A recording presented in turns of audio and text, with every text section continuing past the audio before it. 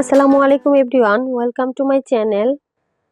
আজ আমি আপনাদেরকে একটি ডিম ও সুজি দিয়ে বিকালের নাস্তার জন্য পিঠা বানিয়ে দেখাবো। এটাকে আপনারা সুজির পিঠা অথবা ডিমের পিঠা দুটোই বলতে পারেন। এই ধরনের পিঠা তৈরি করা খুবই সহজ। আমি আপনাদের দেখিয়ে দিচ্ছি কিভাবে অল্প সময়ের মধ্যে এই মজাদার পিঠাটা তৈরি করতে পারবেন। আর এটা বিকেলের চায়ের সাথে কিন্তু খেতে অসাধারণ লাগে। চলুন তাহলে কথা না বাড়িয়ে চলে যাচ্ছি পুরো রেসিপিতে। প্রথমে একটি মিক্সিং বোলে নিয়ে নিচ্ছি একটি ডিম, তারপর এখানে হাফ কাপ চিনি দিয়ে নিতে হবে। তবে আপনারা আপনাদের পছন্দ অনুযায়ী চিনিটা বাড়িয়ে বা কমিয়েও নিতে পারেন। এর সাথে দিয়ে দিচ্ছি পরিমাণ মতো লবণ বা নিজের স্বাদ অনুযায়ী। এবার ডিম এবং চিনিটাকে খুব ভালোভাবে ফেটিয়ে নিতে হবে। ডিম চিনির মিশ্রণটা যত ভালোভাবে ফেটানো হবে পিঠা তত বেশি নরম তুলতুলে হবে। আমি প্রায় 2 থেকে 3 মিনিটের মতো সময় নিয়ে এগুলোকে ফেটিয়ে নিয়েছি। যখন দেখতে পাবেন এভাবে কালারটা চেঞ্জ হয়ে এসেছে তখন বুঝতে হবে মিশ্রণটা পারফেক্ট হয়েছে। এবার আমি এখানে দিয়ে দিব 1 কাপ পরিমাণ ময়দা, আরও দিয়ে দিচ্ছি হাফ কাপ পরিমাণ সুজি। গুঁড়া দুধ দিয়ে দিতে হবে 2 টেবিল চামচের মতো, তবে এটা নাও দিতে পারেন, কিন্তু দিলে স্বাদটা একটু ভালো আসবে। এবার ডো তৈরির জন্য সবগুলো উপকরণ খুব ভালোভাবে হাতের সাহায্যে মেখে নিব। ডোটা প্রথমে একটু নরম নরমই থাকবে, তবে ভুল করে কেউ কিন্তু এর সাথে ময়দা মিক্স করতে যাবেন না। একটু সময় নিয়ে মথে দেখতে পারবেন ডোটা অটোমেটিক্যালি পারফেক্ট হয়ে গেছে। ইতিমধ্যে আমার এখানে ডোটা ঠিকঠাক তৈরি হয়ে গেছে। এবার পিঠা তৈরির জন্য আমি হাতে সামান্য তেল মেখে নিয়েছি। এবার হাতের তালুতে কিছুটা পরিমাণ ডো নিয়ে নিজের পছন্দ মতো লম্বা শেপ করে পিঠাগুলোকে তৈরি করে নিচ্ছি। তবে আপনারা চাইলে আপনাদের পছন্দ মতো গোল লম্বা যে কোনো শেপে তৈরি করতে পারেন। ছোট কিংবা বড় যে কোনো সাইজে তৈরি করতে পারেন, তাতে স্বাদের কোনো পরিবর্তন হবে না। আপনারা আপনাদের পছন্দ মতোই তৈরি করতে পারবেন।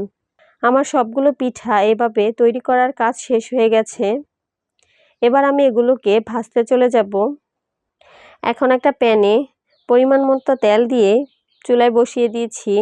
যখন কিছুটা গরম হয়ে আসবে তখন আমি পিঠাগুলো পর্যায়ক্রমে প্যানের গরম তেলে দিয়ে দিচ্ছি। একে একে সবগুলো পিঠা দেওয়ার পর চুলার তাপটা মাঝামাঝি পর্যায়ে রেখে পিঠাগুলো ভেজে নিতে হবে।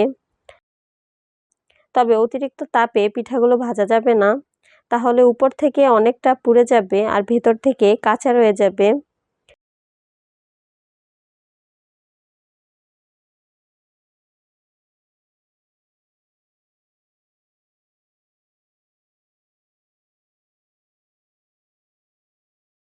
এই সময়টাতে অনবরত পিঠাগুলোকে নাড়তে থাকতে হবে, নতুবা এক পাশ কালারটা আসবে, অন্য পাশ কালারটা আসবে না। দেখতে পাচ্ছেন পিঠাগুলো কতটা ফুলে উঠেছে। আমার এখানে পিঠাগুলো ভাজা হয়ে গেছে। আমি এখানে নিজের পছন্দ মতো গোল্ডেন ব্রাউন কালার করে তেল ঝরিয়ে পিঠাগুলোকে উঠিয়ে নিচ্ছি। তো দেখতেই পেলেন খুব অল্প কিছু উপকরণে এবং খুব অল্প সময়ে তৈরি হয়ে গেল সুস্বাদু ডিমের পিঠা বা সুজির পিঠা। ঝটপট এই নাস্তার রেসিপিটি আপনাদের কাছে কেমন লেগেছে অবশ্যই কমেন্টস করে জানাবেন। আর ভালো লাগলে একটি লাইক দিবেন আর আমার চ্যানেলটি সাবস্ক্রাইব করে পাশে থাকবেন। আজকে আমি বিকেলের নাস্তার জন্য খুবই মজাদার একটি সুজির পিঠা তৈরি করে দেখাবো। একটা ডিম আর 1 কাপ সুজি দিয়ে বেশ অনেকগুলো পিঠা তৈরি করে নেওয়া যাবে। আর পিঠাগুলো তৈরি করতে সব মিলিয়ে সময় লাগবে মাত্র 10 মিনিট। আশা করছি আমার আজকের রেসিপিটি আপনাদের কাছে অনেক ভালো লাগবে আর সহজও লাগবে। আমার রেসিপিটি যদি ভালো লেগে থাকে আমার চ্যানেলটি সাবস্ক্রাইব করবেন আর পাশে থাকা বেল বাটনটি ক্লিক করে রাখবেন আমার পরবর্তী ভিডিও নোটিফিকেশন সবার আগে পাওয়ার জন্য। তাহলে আর কথা না বাড়িয়ে চলে যাচ্ছি পুরো রেসিপিতে। পিঠাগুলি তৈরি করার জন্য প্রথমে আমি একটি মিক্সিং বোলে নিয়ে নিচ্ছি একটি রুম টেম্পারেচারে থাকা ডিম। এরপর এখানে আমি দিয়ে দিচ্ছি 1/4 কাপ চিনি। চিনির পরিমাণ তো আপনারা চাইলে আরও কিছুটা বাড়িয়েও নিতে পারেন বা কমিয়েও নিতে পারেন। লবণ দিয়ে দিচ্ছি স্বাদ মতো। ডিম আর চিনিটাকে আমি খুব ভালোভাবে ফেটিয়ে নিব। একটু সময় নিয়ে ভালোভাবে ফেটিয়ে নিতে হবে যেন চিনিটা খুব ভালোভাবে গলে যায়। আমি একটা ডিমের পিঠা বানাচ্ছি, তবে আপনারা চাইলে 2টা 3টা বা আপনাদের প্রয়োজন মতো বাড়িয়েও নিতে পারেন। চিনিটা ভালোভাবে গলে গেছে, ডিমটাও খুব ভালোভাবে ফেটিয়ে নিয়েছি। এবার আমি এখানে দিয়ে দিচ্ছি 2 টেবিল চামচ গুঁড়ো দুধ। গুঁড়ো দুধটা দিলে কিন্তু পিঠার টেস্টটা আরও অনেক বেশি ভালো লাগে। এখন আমি ফেটানো ডিমের সঙ্গে দিয়ে দিচ্ছি 1 কাপ সুজি। সুজিটা আমি একসঙ্গে দিব না, কিছুটা সুজি করে দিব আর মিশাতে থাকবো। সুজিটা একসঙ্গে দিলে কিন্তু দলা পেকে যেতে পারে, তাই অল্প অল্প করে দিব আর মিশাতে থাকবো। এই সময় কিন্তু কিছুটা সফটই থাকবে সুজিটা, তবে কিছু সময় পর দেখতেই পারবেন এটা একদমই পারফেক্টভাবে ডোটা তৈরি হয়ে যাবে। পিঠা তৈরি করার জন্য কিন্তু আমার এই ডোটা একদমই তৈরি, পারফেক্টলি তৈরি হয়ে গেছে। সুজিটাকে পারফেক্ট কনসিস্টেন্সিতে আসার জন্য আমি এখানে 5 মিনিটের জন্য একটা ঢাকনা দিয়ে ঢেকে রেখে দিব। আর 5 মিনিট রেস্টে রাখার পর এখন আমি ঢাকনা সরিয়ে নিলাম। দেখুন এটা একদমই সেট হয়ে গেছে। এবার আমি হাতের মধ্যে কিছুটা তেল মেখে নিয়েছি যেন পিঠাগুলি শেপগুলো খুব সুন্দরভাবে দেওয়া যেতে পারে। এবার একটা চামচ দিয়ে আমি কিছুটা ডো হাতে নিয়ে নিয়েছি। এরপর আমি পিঠাগুলির শেপ তৈরি করে নিব। একই চামচ দিয়ে যদি পিঠার শেপগুলো নেওয়া হয় তাহলে কিন্তু সবগুলি পিঠা দেখতে একই রকম সাইজের হবে। দেখতেই পাচ্ছেন আমি একটা পিঠা তৈরি করে নিয়েছি আর আমি এইভাবেই সবগুলো পিঠা তৈরি করে নিব। তবে আপনারা চাইলে গোল শেপটা লম্বা যে কোনোভাবেই তৈরি করে নিতে পারেন। এবার আমার সবগুলো পিঠা তৈরি করা হয়ে গেছে। এখন আমি এগুলোকে ভাজতে চলে যাব। তার জন্য চুলায় একটি প্যান বসিয়ে তাতে পরিমাণ মতো সয়াবিন তেল গরম হতে দিয়ে দিয়েছি।